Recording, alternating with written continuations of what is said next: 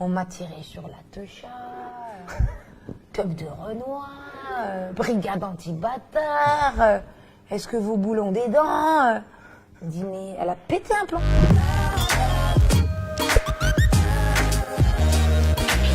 Bonjour, bienvenue dans Paris et moi. Aujourd'hui, nous sommes à l'hôtel 1, 2, 3 et le mois de Paris et moi, c'est Nawel Madani. Merci de nous recevoir.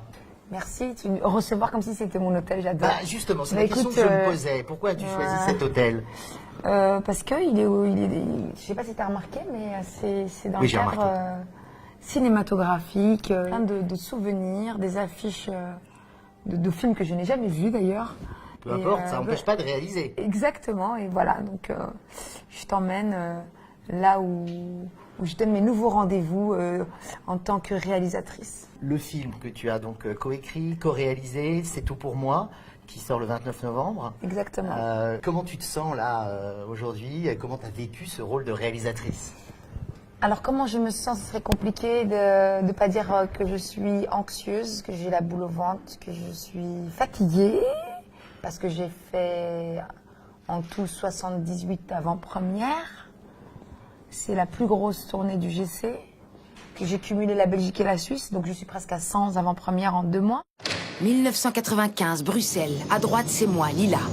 Et ça, c'était le début des ennuis. Lui, c'est mon père, Omar. C'est les filles. Elles font la danse au gymnase. J'avais qu'une idée en tête, tenter ma chance à Paris.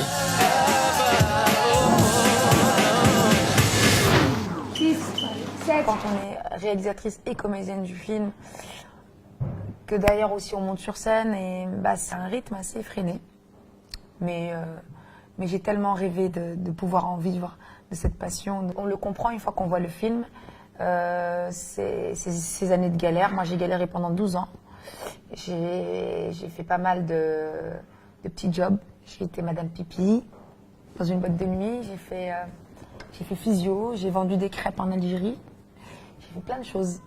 Et pendant que tu bosses, tu rêves de vivre de ton art. Tu te dis, allez, c'est quand que ça va arriver, c'est quand que ça va payer. Tu m'as menti, Lila. T'as rien à m'expliquer. Tant que t'es sous mon toit, c'est moi qui dictais les règles. Bon, avec mon père, c'était toujours aussi compliqué.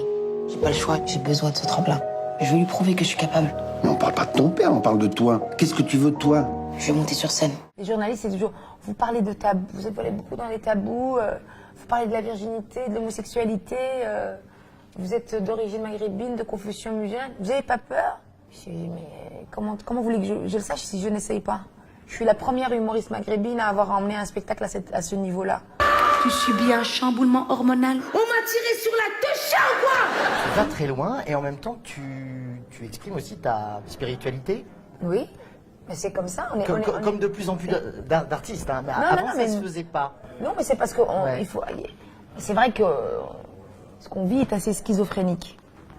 Une double culture qui est assez présente. On voulait plus manger les tagines de ma mère. On me disait, maman, fais-moi un gratin dauphinois. Quand elle nous faisait de la loubia, on me disait, non, c'est bon, pas de la loubia, c'est bon. La desse, la loubia, tous les plats. Je dis, oh, ça va, c'est bon, maman. En plus, ça fait péter.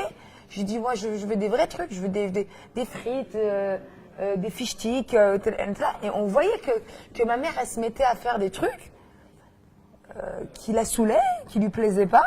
Mais ses enfants, c'est ce qu'ils aimaient. Mon père adorait Guy Bedos, nous on riait aux blagues de Jamel. Mon père ne riait pas aux blagues de Jamel. Nous on était morts de rire, il nous regardait, il dit ça vous fait rire ça franchement? Tu vois, ça vous fait rire? Il dit il comprenait pas, il y avait vraiment, il y avait tout. Surtout on n'était pas d'accord. Je voulais être danseuse, mais mon père avait d'autres projets pour moi. Je vais déchirer vos passeports, je vais vous envoyer au bled chez ma mère et vous allez faire du moonwalk sur les cactus. Je dis, papa, viens dans mon univers hip-hop, du stand-up, du spectacle. Reste pas enfermé dans tes idées. Oui, le milieu artistique est difficile. Oui, il y a beaucoup de sacrifices pour peu de garanties. Mais on peut réussir. C'est justement ce moment où il t'a donné sa baraka. Sa bénédiction. Sa bénédiction. Baraka, oui, bien. C'est exactement ça. J'aime beaucoup Paris, parce que quand tu viens de Belgique, tu vois tout de suite la différence. Ça bouge à n'importe quelle heure. On en parlait encore hier avec ma sœur. Je disais, mais les gens, ils dorment jamais, quoi. Il y avait des embouteillages à 1h30 du matin. Donc, quand tu sors du spectacle, moi, je vais toujours manger au Babylon Bis. C'est rue Ticton. Et tu peux manger jusqu'à 5 voire 6 heures du matin un bon poulet braisé avec des bananes plantains et des bananes à locaux. Le quartier de Bonne Nouvelle, qui est un quartier vraiment fort pour les spectacles vivants. Hein. Je suis passée du grand gymnase. D'abord, j'ai commencé par le Pranzo, le Jamel Comedy Club, la Comédie des Boulevards, le Trévise. J'ai fait le théâtre Saint-Martin. Ça devient ton QG. Tu as des souvenirs partout. Quand tu passes dans cette rue-là, même en taxi, ça me rappelle tellement mes débuts. Je me rappelle quand j'étais au Pranzo, c'était le café-théâtre qui était derrière, juste en face du Jamel Comedy Club.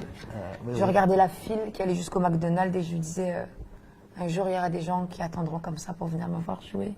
Et quand aujourd'hui, je vois la file devant un Zénith, mais je rêvais juste que 100 personnes payent pour venir me voir, quoi. Tu fais des selfies avec eux, tu leur donnes des conseils, on a l'impression qu'il y a une grande proximité. Ouais. J'ai l'impression que je suis sur Terre pour une mission. Donner de la force aux gens. C'est comme ça que je le vois, moi. Donc je fais tout pour donner de la force aux gens. Parce qu'ils me le rendent bien. Plus je donne, plus je reçois. Quand j'ai appelé ma mère, elle m'a dit, mais Nawel, t'as tellement tendu la main. Dieu, il peut pas te laisser. Et les gens, elle me disaient, Dieu, il te laisse pas tomber, jamais.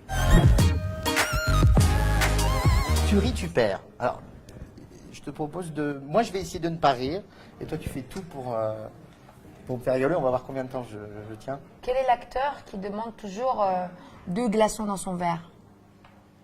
Aucune idée. Michael Douglas. Avec l'accent. Mais oui, Douglas. Bon, ben voilà, j'ai déjà T'as perdu. Deuxième petit jeu que je te propose. Sélection Imad. Vivre à Paris. C'est... Il y a quelque chose dans cette enveloppe. Oh, wow. Je t'invite à regarder. Qu'est-ce que tu vas nous dire ce que ça t'évoque? Ah.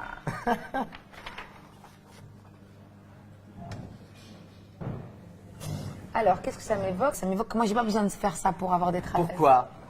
Parce que j'ai mes 45 minutes pour faire un brushing tous les matins. Et donc, quand tu fais un brushing tous les matins depuis que tu es toute petite, parce que tu n'as pas d'oseille pour aller chez le coiffeur, à 16 ans, tu es comme ça, tu vois. Tu vas à l'école, Nawel, tu fais du sport? Non, brushing tous les matins, frère, 45 minutes. Ce soir, on va se dire que si on peut rire ensemble, c'est qu'on peut vivre ensemble.